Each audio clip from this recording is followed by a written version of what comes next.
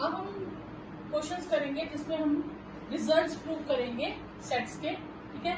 तो रूल है जैसे x belongs to A union B है, कोई मेंबर अगर यूनियन में है this means x belongs to A और x belongs to B. Union का मतलब है कि वो और होगा, और मीन या तो ए में होगा या बी में होगा, तभी वो यूनियन में आ गया। अगर कोई एलिमेंट इंटरसेक्शन में है तो इसका मतलब है कि x ए में भी है एंड x बी में भी है। और अगर कोई एलिमेंट कॉम्प्लीमेंट में है दिस मीन्स x उस सेट में नहीं है, जिसके कॉम्प्लीमेंट में है उसमें नहीं है। ये आ गया आपके पास बिलोंग्स टू के केसेस, ठीक है, जिसमें बिलोंग का साइन। फिर आ गया डजंट बिलोंग के केसेस। ये था बिलोंग्स टू। अब हम पढ़ेंगे डजंट बिलोंग्स टू। तो x doesn't belongs to A union B, A union B में नहीं आया तो इसका मतलब वो ए में भी नहीं था एंड वो बी में भी नहीं था, क्योंकि किसी एक में होता तो यूनियन में आ जाता। तो डजंट बिलोंग मतलब and. x doesn't belongs to A intersection B, intersection में नहीं आया, इसका मतलब या तो वो a के पास नहीं था या वो b के पास नहीं था, इसलिए इंटरसेक्शन में नहीं आया। तो आप याद रखेंगे बिलोंग्स के केस में यूनियन का मतलब होता है, अगर यूनियन में है तो हम और लिखते हैं, इंटरसेक्शन हो तो एंड लिखते हैं।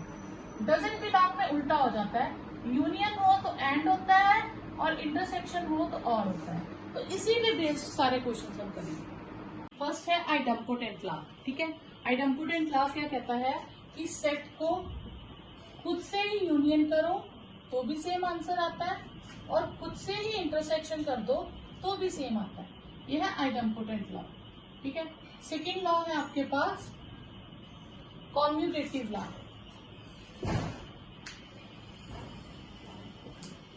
कॉम्यूटेटिव लॉ कहता है कि आप ए यूनियन बी करो या बी यूनियन ए करो, सेम रहता है, ठीक है। और दूसरी तरफ से ए इंटरसेक्शन बी करो या बी इंटरसेक्शन ए करो, it will remain same. Third है एसोसिएटिव लॉ। एसोसिएटिव लॉ है आपके पास A union B union C is equal to A union B union C, और दूसरी तरफ से A intersection B intersection C is equal to A intersection B intersection C. Clear? इसे हम कहते हैं एसोसिएटिव लॉ, ठीक है। नेक्स्ट है आपके पास आ जाता है कॉम्यूटेटिव लॉ। अब हम इसे प्रूव करेंगे ए यूनियन बी। इसे मैं अगर सेट बिल्डर फॉर्म में लिखूं तो क्या आएगा, x such that x belongs to a और x बिलोंग्स टू b, ठीक है।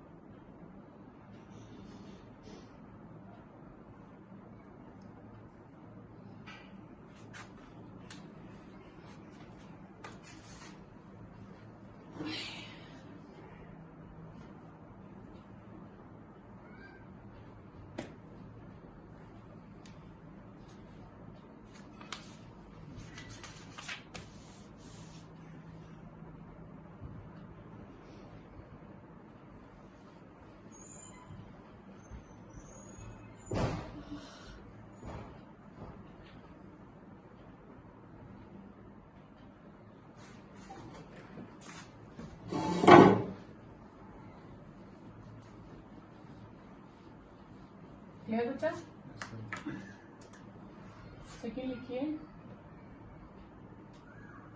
Associative law. नेक्स्ट है एसोसिएटिव लॉ। एसोसिएटिव लॉ है A union B union C is equal to A union B union C, और दूसरा इसी में आ जाएगा A intersection B intersection C is A intersection B intersection C.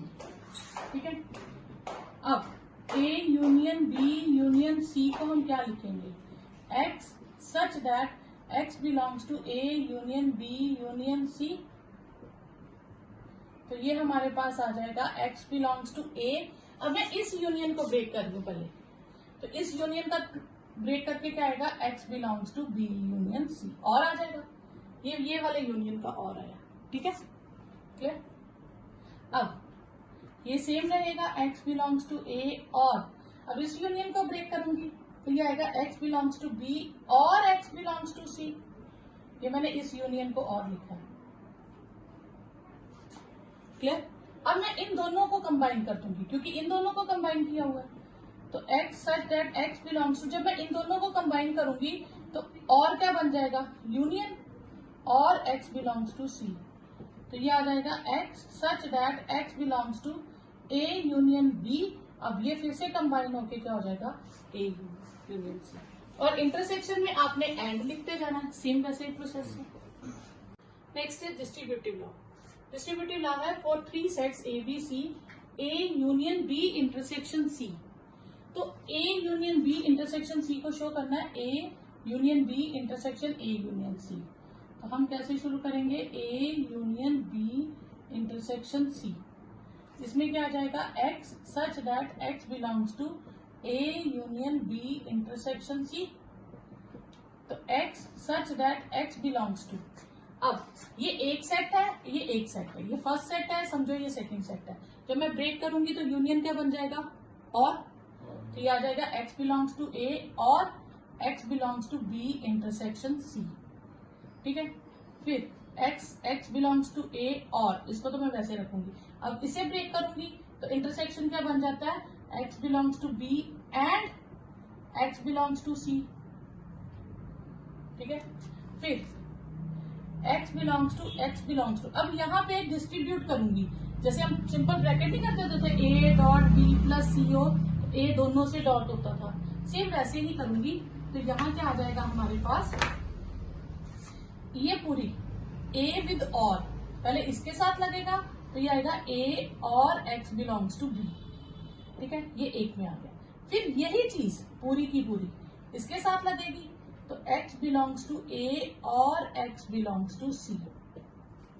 ठीक है, ये जो बीच में एंड था वो यहां आ जाएगा। क्लियर? अब और कंबाइन होके क्या बनता है? Union and x belongs to, पहले इसे कंबाइन करूंगी तो a यूनियन c हो जाएगा। ठीक है, अब ये एक सेट है, ये दूसरा सेट है, इसमें एंड है, तो जब मैं इसे कंबाइन करूंगी तो क्या आएगा? First set intersection second set and क्या हो जाएगा? इंटरसेक्शन, और ये हमारा आंसर आ जाएगा A union B intersection A union C. Next है A intersection B union C will be A intersection B union A intersection C. तो हम लेंगे A union B A intersection B union C. तो ये आ जाएगा x such that x belongs to A intersection B union C. ठीक है, x such that x belongs to, ये फर्स्ट सेट हो गया और ये सेकंड सेट। तो x belongs to a intersection क्या हो जाता है? And x belongs to b union c। तो ये आ जाएगा हमारे पास such that x belongs to a and, अब मैं इसे ब्रेक करूंगी तो यूनियन क्या बन जाएगा? और x बिलोंग्स टू c। ठीक है, अब मैं ब्रैकेट सॉल्व करूंगी, ये पूरी चीज पहले इसके साथ लगेगी तो x belongs to a and x belongs to b, और x belongs to A and x belongs to C। तो ये हो जाएगा मेरे पास। अब मैं कंबाइन कर दूंगी, एंड क्या बन जाता है? इंटरसेक्शन, और यहाँ पे भी एंड क्या बन जाएगा, इंटरसेक्शन ए इंटरसेक्शन सी, ठीक है। X such that x belongs to, अब ये फर्स्ट सेट है, ये सेकंड है, और क्या बन जाएगा, यूनियन, यूनियन और ये ए इंटरसेक्शन सी। अब यहाँ पे आपके पास ये आंसर आ जाएगा, A intersection B union A intersection C.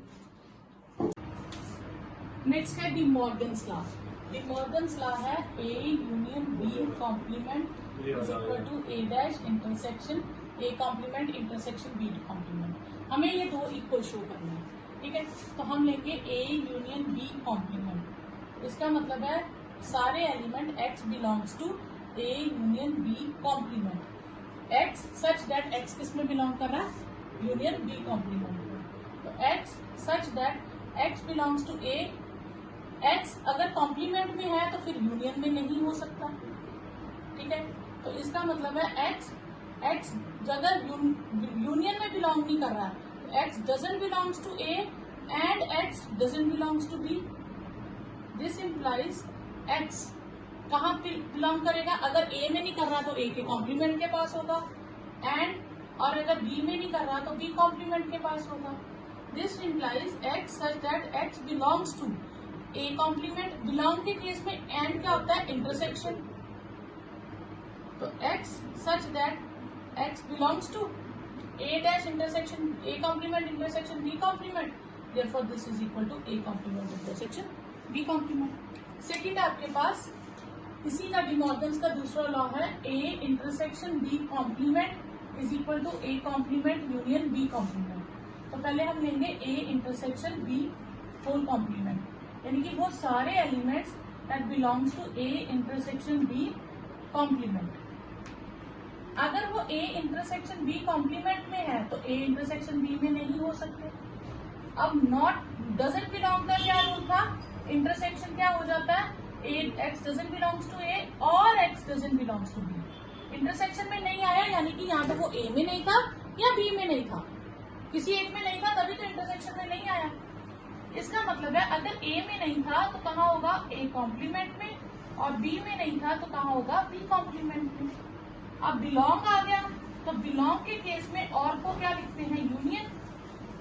तो ये आ गया आपके पास A complement union B complement. Okay, next है De Morgan's law of difference of sets.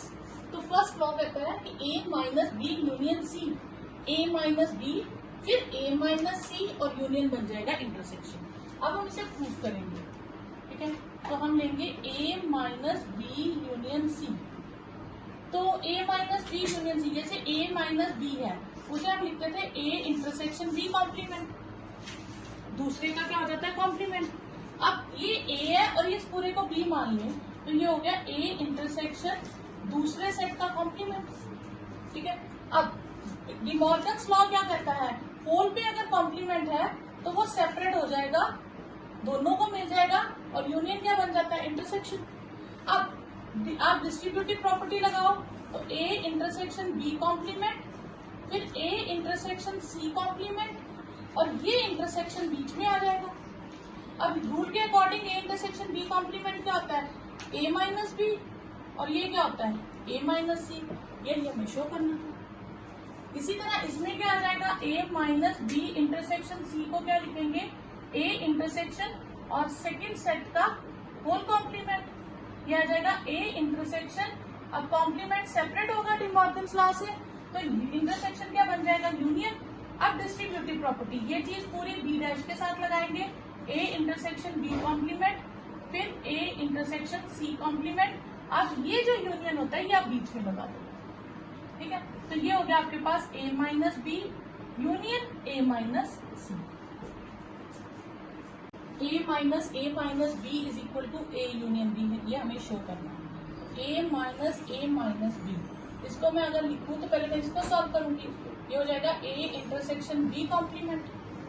अब ये first set minus second set क्या होता है, first set intersection second set का कॉम्प्लीमेंट। अब डी मॉर्गन्स लॉ से हम कॉम्प्लीमेंट्स दोनों को दे देंगे, तो ये हो जाएगा ए कॉम्प्लीमेंट, ये हो जाएगा बी कॉम्प्लीमेंट का कॉम्प्लीमेंट, और यूनियन इंटरसेक्शन क्या बन जाता है, यूनियन। तो ये बन गया आपके पास ए इंटरसेक्शन ए कॉम्प्लीमेंट, 2 बार कॉम्प्लीमेंट करेंगे वापिस वही आ जाएगा। अब मैं डिस्ट्रीब्यूटिव प्रॉपर्टी लगाऊंगी, इसको इसके साथ भी, इसको इसके साथ भी। तो ए इंटरसेक्शन ए कॉम्प्लीमेंट, फिर ए इंटरसेक्शन बी, ठीक है, ये आ जाएगा आपके पास। क्लियर? तो यहाँ पे इंटरसेक्शन है, सॉरी, ठीक है, और ये यूनियन बीच में आ जाएगा। ए और ए डैश में कुछ कॉमन होता है? कुछ भी नहीं होता। 5 यूनियन ए इंटरसेक्शन बी, ठीक है। 5 और जब हम यूनियन करते हैं तो लार्जर सेट आंसर आता है, तो लार्जर कौन है? ए इंटरसेक्शन बी, दोनों में से, तो answer will be A intersection. हमें शो करना A minus B union A minus C is A minus B intersection C. तो हम लेफ्ट हैंड साइड ले लेंगे, A minus B union A minus C. A minus B को लिखते हैं ए intersection B complement, और इसे लिखेंगे ए इंटरसेक्शन सी कॉम्प्लीमेंट। तो अब इन दोनों में अगर मैं देखूं तो ए इंटरसेक्शन कॉमन है, तो ये मैं कॉमन ले लूंगी। यहां से बचेगा बी कॉम्प्लीमेंट, यहां से बचेगा सी कॉम्प्लीमेंट, ठीक है, और ये यूनियन बीच में आ जाएगा, ठीक है। तो ये आ गया आपके पास ए इंटरसेक्शन। अब ये दोनों पे कॉम्प्लीमेंट है, जब दोनों पे कॉम्प्लीमेंट है तो मैं उसे होल पे ले सकती हूँ डिमॉर्गन लॉ से, तो होल पे तो हो जाएगा, पर यूनियन क्या बन जाएगा? इंटरसेक्शन। अब ये वही प्रॉपर्टी होगी ना, ए इंटरसेक्शन बी कॉम्प्लीमेंट किसके इक्वल था? ए माइनस बी के।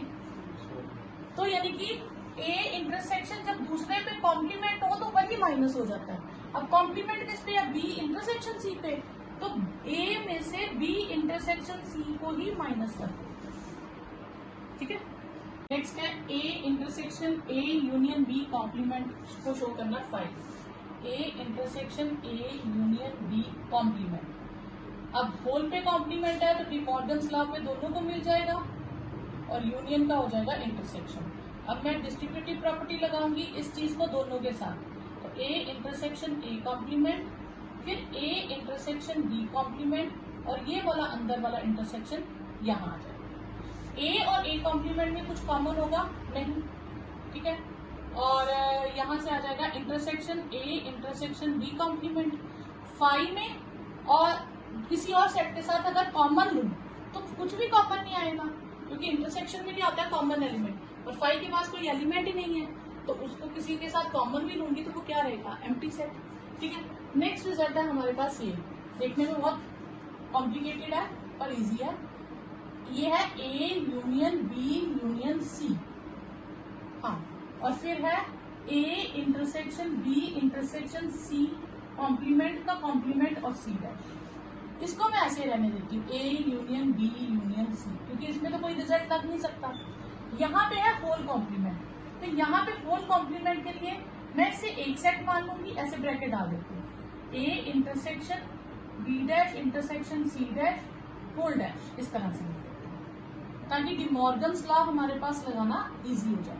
डिमॉर्गन्स लॉ क्या कहते हैं कि अब कॉम्प्लीमेंट है, आप इसे एक सेट मान लो, इसे दूसरा सेट मान लो, ठीक है। तो कॉम्प्लीमेंट है तो दोनों पे अलग से कॉम्प्लीमेंट मिल जाएगा, ठीक है।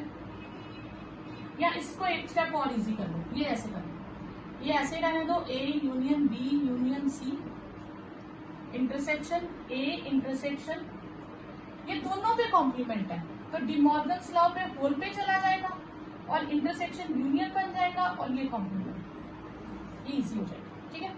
अब A union B union C intersection, ठीक है। अब मैं ये कॉम्प्लीमेंट दोनों को दूंगी डिमॉर्गन्स लॉ पे, इससे भी मिलेगा और इसको भी मिल जाएगा,